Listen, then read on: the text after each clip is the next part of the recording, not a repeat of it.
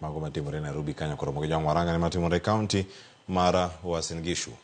Gikone gavana ma Uasin Gishu Jonathan B oloso kuom sanamu moko manyocha olosi maricho e boma ma Eldoret kendo magikone nyocha oduogo muki.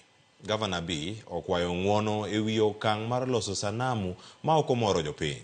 Kata kamano owacho ni jolos sanamu go ne ok omiyo omenda mag goro makamago ni mar gine gichiwore mana mar loso gi maonge chudo.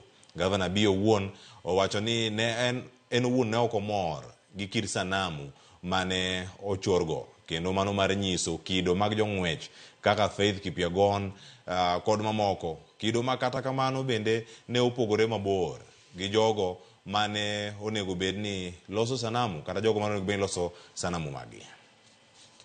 Jogo kulikuwa na makosa kidogo kidogo. Unajua kama wewe ni mtu mdogo na unaanza maneno hujakuwa perfect. Na zilikuwa ni ile za kusaidia sisi kubrand. You know we brand ourselves through sports. And we are the county of champions through sports.